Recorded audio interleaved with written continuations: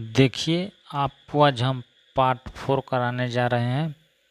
Part 4 आपको हम कराने जा रहे हैं। पार्ट 5 वाले पार्ट 5 कॉमर्स एस्टेट के बारे में हम आपको कराने जा रहे हैं।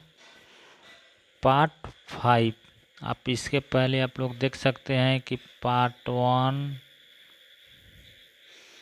पार्ट 2, पार्ट 3 एंड पार्ट 4 का के हम क्वेश्चन आपको 25 या 30 का ऐसे वीडियो अपलोड किए हैं बिहार स्टेट के लिए। बिहार स्टेट के लिए जो भी भाई बंधु अगर इस चैनल को देख रहे हैं तो बिहार स्टेट कॉमर्स के लिए जल्द से जल्द शेयर और सब्सक्राइब कर लीजिए, क्योंकि आपको हम फ्री ऑफ कॉस्ट दे रहे हैं। लगातार हम वीडियो बना रहे हैं। थोड़ा हम 2 दिन कॉलेज में बिजी थे, उसी कारण हम वीडियो नहीं बना पाए।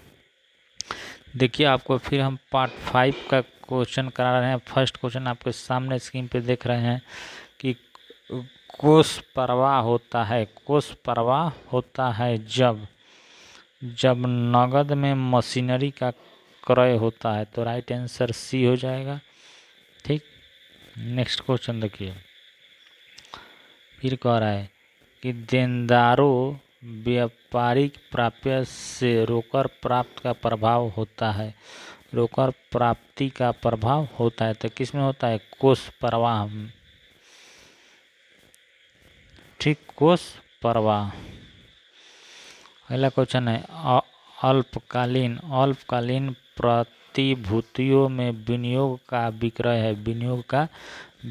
है तो किस में? कोषों का प्रवाह नहीं है, उसी में विनियोगों का विक्रय है। ठीक, नेक्स्ट क्वेश्चन आप देख सकते हैं। फिर क्वेश्चन है फंड की उत्पत्ति हो सकती है।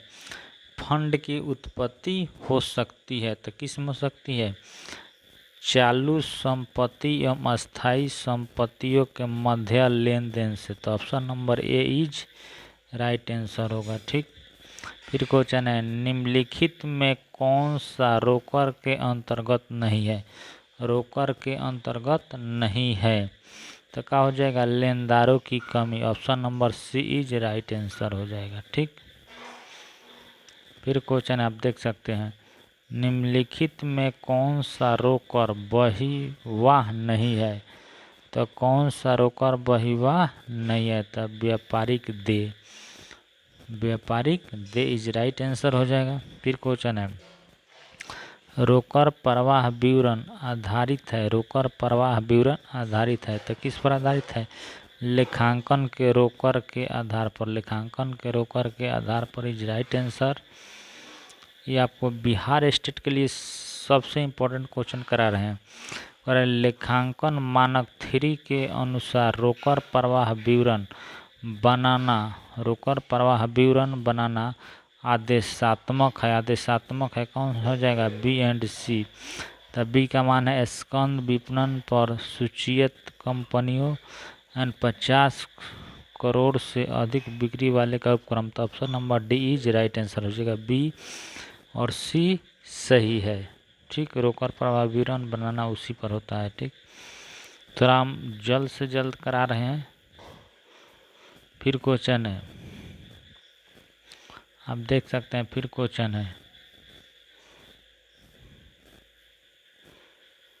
है सीमांत लागत विधि में उत्पाद लागत का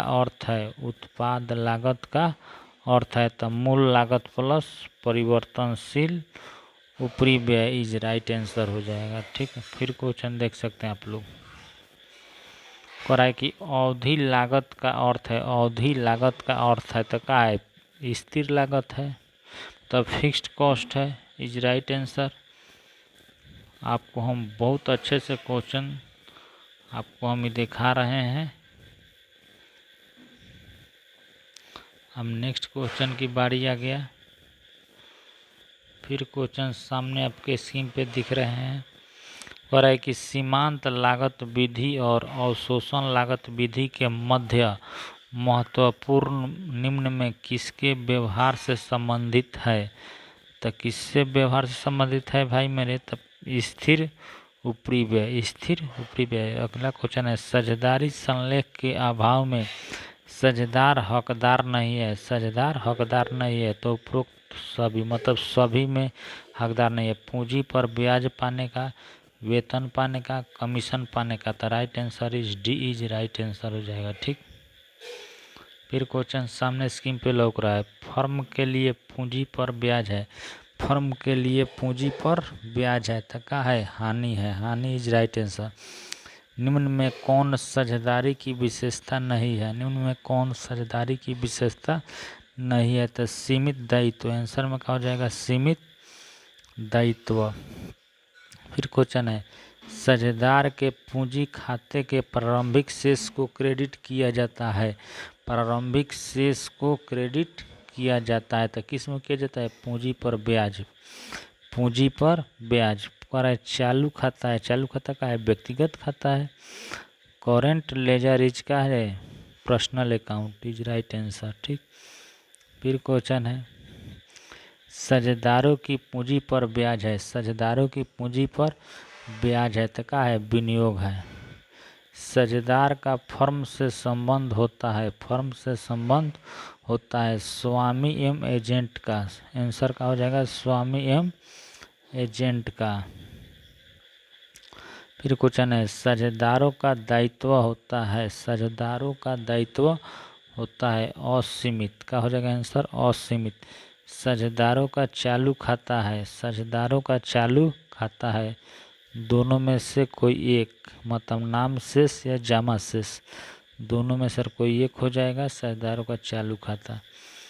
फिर आपके सामने स्क्रीन पे दिखाई रहा है 85 क्वेश्चन, साझेदार की पूंजी पर ब्याज की गणना होती है, साझेदार की पूंजी पर ब्याज की गणना होती है तो प्रारंभिक पूंजी पर, ओपनिंग कैपिटल पर। ठीक, एक फर्म में साझेदारों की अधिकतम संख्या 50 होती है, तो सब कोई जानता है, बहुत इम्पोर्टेंट क्वेश्चन है। फिर क्वेश्चन है सामने, साझेदारी समझौता हो सकता है, साझेदारी समझौता हो सकता है इनमें सभी मौखिक, लिखित, मौखिक और लिखित, है इसलिए राइट आंसर इज डी। इसके लिए जय हिंद, जय भारत।